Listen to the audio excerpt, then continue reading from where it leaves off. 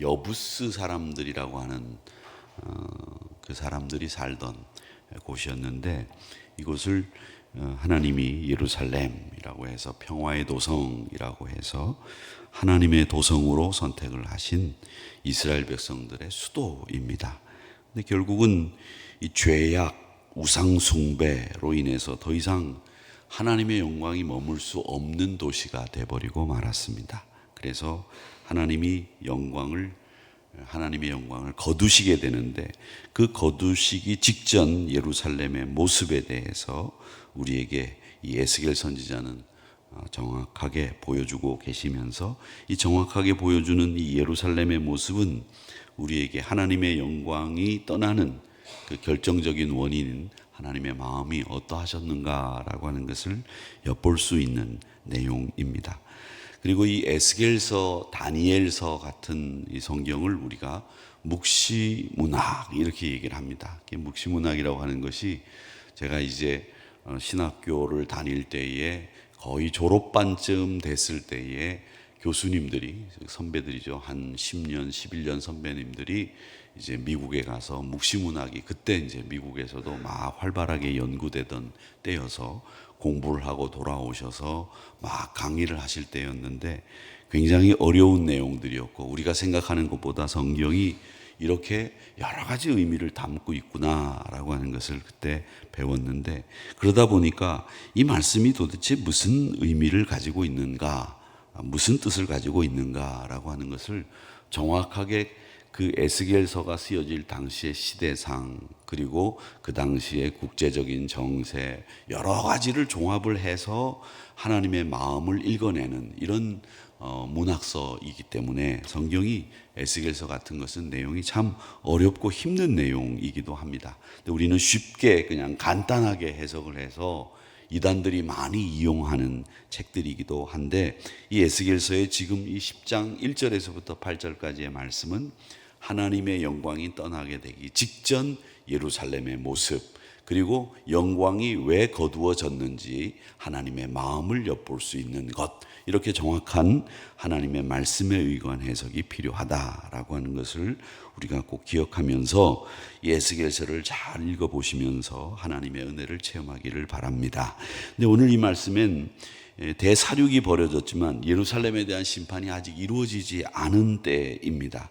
에스겔은 처음 그발 강가라고 하는 곳에 갔죠. 거기서 남보석 같은 하나님의 보좌가 그룹들, 천사들과 같은 그 그룹들 머리 위에 궁창이 이렇게 있는데, 그 궁창 위에 나타나는 환상을 봤다라고 하는 것이 1절 말씀입니다. 내가 보니 그룹들 머리 위에 궁창이 남보석 같은 것이 나타나는데, 그 궁창 속에 남보석 같은 게 나타나면서 그들 보좌의 형상이, 그들 위에 보좌의 형상이 있더라. 그래서 이 보좌라고 하는 것은 이제 의자 같은, 왕이 앉는 의자죠.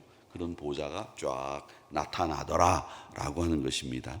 그 영광의 하나님이 이제 가는 베옷 입은 사람에게 명령을 하시면서 그룹들 아래에 있는 바퀴 사이에 또 숯불을 두 손 가득히 취해서 예루살렘 성 위에 흩어버리게 한다, 그러는 거죠. 숯불은 요즘 우리가 안 쓰지 않습니까? 어디 가면 보죠? 고깃집, 그렇죠? 거기 가면 숯불을 이렇게 들어옵니다. 근데 그 숯불이 사실은 우리가 고기 굽기에 적당한 온도로 만들어진 숯불이죠. 여기 숯불은 그런 숯불이 아니죠. 완전히 모든 것을 싹 태울 수 있는 숯불입니다. 그래서 완전히 모든 것을 흩어 태워버릴 수 있는 심판의 상징이 숯불이라고 하는 말씀이고요.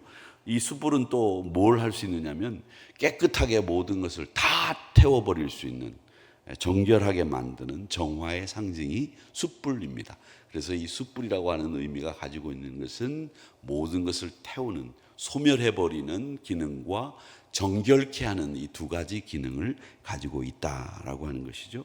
이 말씀은 뭐냐면, 사륙의 현장이 된 예루살렘이 결국은 완전히 불타서 사라지게 된다, 예루살렘이 없어지게 된다. 그렇게 됨으로 해서 죄악이 제거되고, 지금까지 하나님은 어떻게 해서든지 예루살렘을 고치고 어떻게 해서든지 이스라엘 백성들의 마음을 돌이켜 보려고 했는데, 결국은 작은 회초리 가지고는 안 되더라.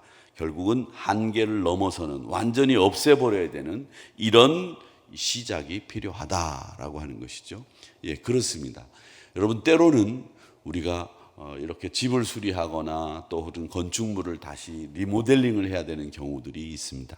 그런데 이 리모델링을 하는 경우에, 리모델링을 하다 보면 이것만 하려고 했었는데 하다 보면 어쩔 수 없이 그것과 병행해서 다른 것을 해야 되는 이런 일들이 생기면서 예상했던 것보다 더 많은 돈이 투입되게 되어 있습니다. 리모델링이라고 하는 것은 항상 그렇습니다. 그러니까 생각했던 것보다 달리 처음에는 요 앞에만 요렇게 한번 정리를 하고 벽만 바꾸면 되겠다라고 시작을 했는데, 앞면 바꾸고 벽만 이렇게 바꾸려고 하다 보니까 이 벽 색깔하고 옆에 안 할 이 색깔하고 달라서 그 색깔을 맞추기 위해서 어쩔 수 없이 업자들은 이걸 해야 됩니다, 저걸 해야 됩니다. 또 뜯다 보니까 생각지도 않았던 고장난 부분들이 보이면서 의외의 돈이 많이 들어간 이런 경우들이죠. 여러분 경험해 보셨을 겁니다. 그런 거와 마찬가지로 하나님이 이걸 작은 회초리를 가지고 간단하게 정리를 해서 고치시려고 했는데 하다 보니까 이건 안 되겠구나 라는 생각을 해서 결국 숯불을 흩어버리게 되는, 이런 완전히 부수고 다시 시작하는 것이 낫겠다 판단을 하셨다라는 이야기가 1절과 2절의 내용입니다. 그 다음에 3절에서부터 5절까지 말씀을 보면 그 사람이 들어갈 때에, 이제 숯불을 가지고 들어가는 거죠. 숯불을 가지고 그룹들 아래 바퀴 사이로 들어가니까 그룹들이 성전 오른편에 쫙 서게 되고 하나님의 영광의 구름이 성전 안에 가득하게 됐다라는 거죠. 그러니까 뿌연 연기 같은 것이 사람들 눈에는 비쳤겠죠. 그런데 그게 하나님의 영광이 임재하는, 그 영광이 함께하는 그 구름 같은, 구름 사이에 있는 모습으로 나타나셨다라는 겁니다. 그런데 그 그룹들 날개 소리는 하나님의 성전, 그 성전 안에 머물 준비가 아니라 떠날 준비를 하고 있었다라고 하는 것을 5절 말씀에 얘기하죠. 그룹들의 날개 소리는 바깥들까지 들리는데 전능하신 하나님이 말씀하시는 음성 같더라. 그러니까 바깥들에서도 그룹들의 날개 소리가 들리는 것은 뭘 얘기하느냐면 하나님의 영광이 이제 예루살렘 성전 안에는 머물지 않고 떠나려고 심하게 날개짓을 하는 거다는 거죠. 그러니까 여러분, 왜 비행기를 타시면 이제 비행기가 이륙하기 전에는 엔진을 최대 출력을 내게 하지 않습니까? 그래서 우웅 소리를 내고 급하게 그냥 이렇게 달리다가다가 그냥 확 이륙을 하듯이 그 떠나기 직전 엔진을 최대 출력으로 올리는 것 같은 그룹들의 날개 소리가 바깥에서 들리더라라고 하는 거죠. 원래 저희 선교센터 기도원에 이렇게 가보면 이제 여름에는 이렇게 문을 열어놓고 있으면 그 바다 건너가 인천 국제공항이죠. 이렇게 국제공항이라서 저녁에 이렇게 들어보면 이렇게 문을 열고 이렇게 저녁에 조용히 이렇게 가만히 이렇게 기도하면서 이렇게 쳐다보면 저 불빛 있는 데서 소리가 왕 하는 엔진 출력 소리가 확 들려요. 거기까지 들려서 비행기가 떠나는구나, 지금도 이 시간에 비행기가 떠나는구나, 이게 알 수 있어요. 그렇듯이 성전 바깥에서도 이렇게 가만히 앉아 있는데 그 성전 안에 있는 그룹들의 날개 소리가 확 울리는 거죠. 하나님의 영광이 떠나기 직전인 것이죠. 그렇게 하나님이 이제 성전을 폐하고 떠나기로 결정하셨다라는 거죠. 그렇게 떠나기로 결정하셨는데도 이 날개 소리가 계속 들리는 것은 또 뭘 얘기하느냐면, 정말 이 영광을 하나님이 거두셔야 되느냐, 하나님이 많이 그 마음속에 안타까움을 가지고 있는 듯한 그런 모습을 우리가 보게 된다라고 하는 겁니다. 하나님이 이 솔로몬으로 하여금 성전을 짓게 하셨고 그 성전 안에서 하나님이 영광을 받으시다가 그 영광 중에 이스라엘 백성들이 계속 우상 숭배하고 죄를 범하고, 심지어는 성전 안에서 우상 숭배를 하는 그 가증한 짓을 하는데 불구하고 하나님은 결국 급기야 용서할 수 없는 지경에까지 이르러서 떠나려고 마음을 잡수셨지만 그 떠나려고 하는 마음 속에서도 하나님은 안타까움과 어떻게 해야 되는지, 다시 한번 용서해야 되는지, 이런 마음을 우리가 볼 수 있다라고 하는 것이죠. 하나님의 마음은 그런 우리 부모님들의 마음과 똑같은 마음이다라는 것을 알 수 있습니다. 우리 한우리 성도 여러분, 여러분들은 항상 하나님의 마음이 이러하다라고 하는 것을 기억을 하시고 잊지 마시고 그 마음에 합한 성도님들이 되시기를, 그래서 다윗의 그 신앙생활의 모습을 그 하나님의 마음에 합한 사람이라고 하는 것처럼 하나님의 마음에 합한 성도가 되시기를 주님의 이름으로 축복합니다. 자, 그 다음에 이제 6절에서부터 8절 이 마지막 부분인데, 이것은 이제 하나님의 심판이 실행이 되는 장면입니다. 가는 배 옷을 입은 사람이 하나님의 명령을 따라서 숯불을 받으려고 바퀴 옆에 딱 서니까 그룹들은 그들 사이에 있는 불을 집어서 그에게 줍니다. 이제 그가 그 가는 배 옷을 입은 사람이 그 숯불을 받아가지고 나갔다라고 하는 것이 6절과 7절의 내용이죠. 이것은 심판을 위한 준비가 끝났다라는 뜻이죠.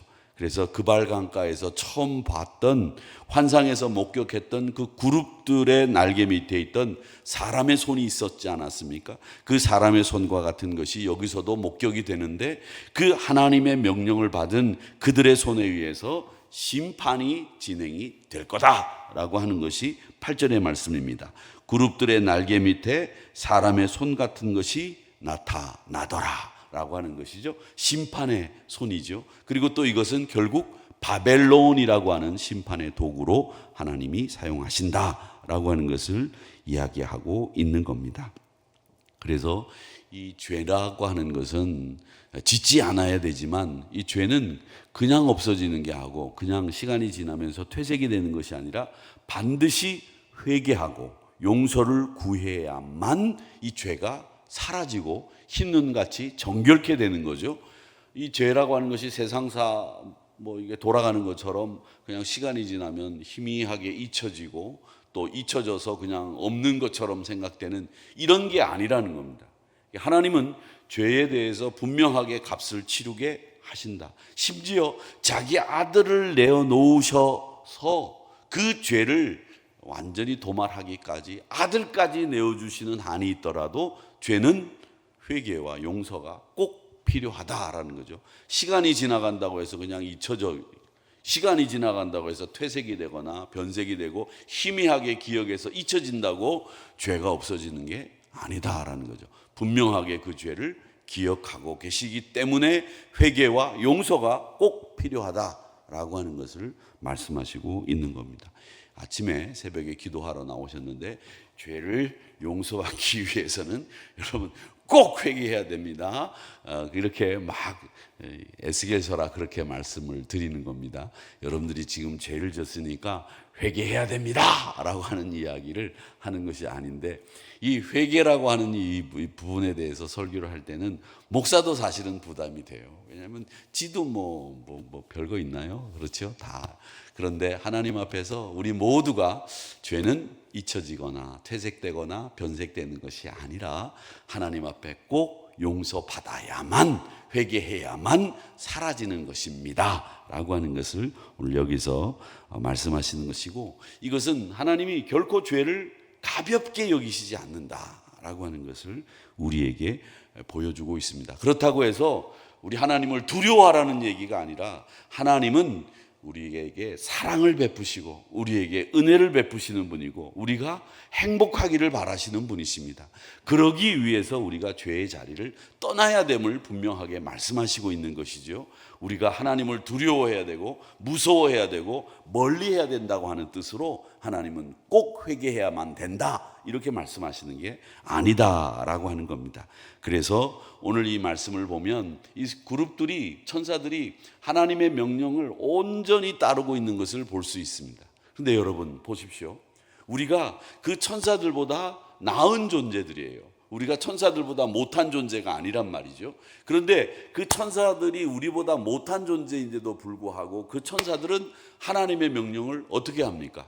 온전히 순종하지 않습니까? 온전히 듣지 않습니까? 그런데 그 천사보다 훨씬 더 나은 우리들이 하나님의 명령을 온전히 듣지 않는다는 거죠.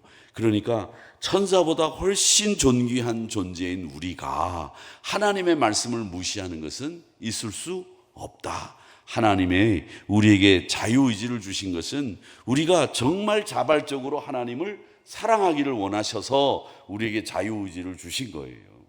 수요일 날 오늘 설교 시간에도 그 얘기를 말씀을 드리게 될 텐데, 하나님은 우리에게 자유를 싹 뺏고 난 뒤에 너 이렇게 해 라고 말씀하시는 분이 아니에요. 너 이렇게도 할 수 있고 저렇게도 할 수 있어. 그런데 네가 결정해야 될 것은 이렇게 하는 것을 나는 원해. 그러니 이렇게 결정해야 된다 라고 말씀하시는 거지, 너 저렇게 결정해봐, 너 가만 안 둬, 이렇게 말씀하시는 분이 아니다라고 하는 겁니다. 그렇기 때문에 전심으로 우리가 하나님을 섬기는 모습, 천사보다 귀한 우리가 해야 될 일입니다 라고 하는 것을 배우게 되는 겁니다. 천사보다도 아름답고 천사보다도 고결하고 천사보다도 훨씬 더 훌륭한 존재로 지음을 받은 하나님의 속성과 형상을 그대로 물려받은 우리 사람, 이 피조물인 우리 사람들은 하나님을 자발적으로 섬기고 하나님을 자발적으로 찬양하고 영광을 돌리면서 승리하는 하나님의 백성들이 되어야 된다라고 하는 교훈을 받게 됩니다. 이 하나님의 백성, 오늘 여러분 모두가 되시기를 주님의 이름으로 축복합니다.